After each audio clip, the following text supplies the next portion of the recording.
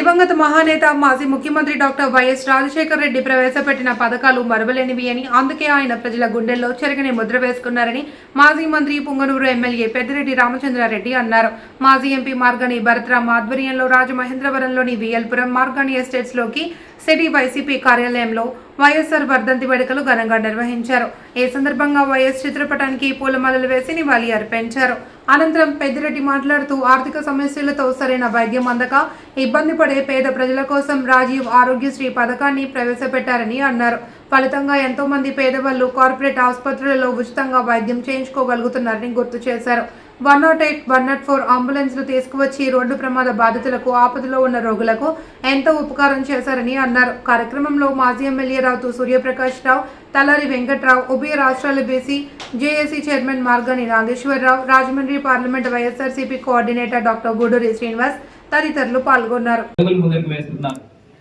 కావున కార్యకర్తలే కాదు, రాష్ట్ర ప్రజలందరూ కూడా మనకి చీకటి ఏ రకంగా ఉంది, వెలుగు ఏ రకంగా ఉంది అనేది మనం అందరం కూడా చూసాం. ఈ సంవత్సరాల కాలంలో ఆంధ్రప్రదేశ్ లో ప్రజలందరినీ కూడా చీకటిమయం చేశారు. ఇవాళ చూస్తే గౌరవ పార్లమెంట్ సభ్యులు మిథున్ రెడ్డి గారిని అన్యాయంగా, అక్రమంగా అరెస్ట్ చేశారు. నేను ఇవాళ చెప్తా ఉన్నా, ఎల్లకాలం మీ ప్రభుత్వం ఉండదు.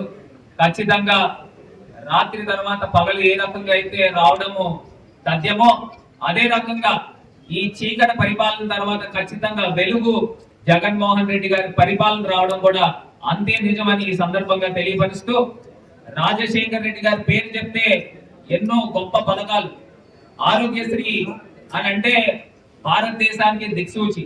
ఆ రోజుల్లో పేద ప్రజలు ఎవరు కూడా కార్పొరేట్ హాస్పిటల్లో మనం ఎవరు కూడా తెలియని పరిస్థితుల నుంచి భారతదేశం మొత్తానికి ఇవాళ రాజశేఖర రెడ్డి గారు చూపించారు. పేద ప్రజలు కార్పొరేట్ హాస్పిటల్లో నేరుగా వైద్యం చేయించుకుంటూ భారతదేశం మొత్తము పేదలందరూ కూడా చదువుకునే విధంగా అవకాశం కల్పించారు. మరి ఈ రోజు పరిస్థితి చూస్తే చంద్రబాబు నాయుడు గారు విద్య లేదు, వైద్యం లేదు, ఫీజు రియంబర్స్మెంట్ ఇంతవరకు చెల్లించిన డబ్బులు నామమాత్రం, అదేవిధంగా ఆరోగ్యశ్రీకి చెల్లించిన డబ్బులు కూడా నామమాత్రం.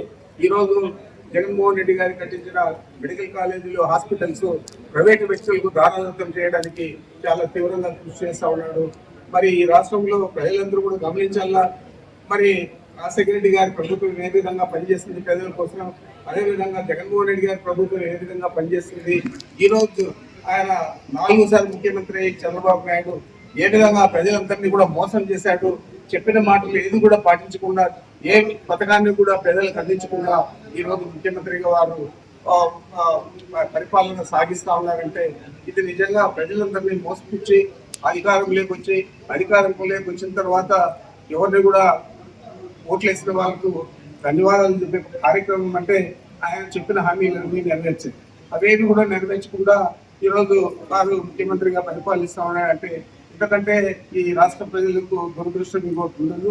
తప్పకుండా చేసిన తప్పును రాష్ట్ర ప్రజలందరూ కూడా మననం చేసుకోవాలా, మరి తిరిగి జరగకుండా చూడాలని చెప్పి మీ అందరికీ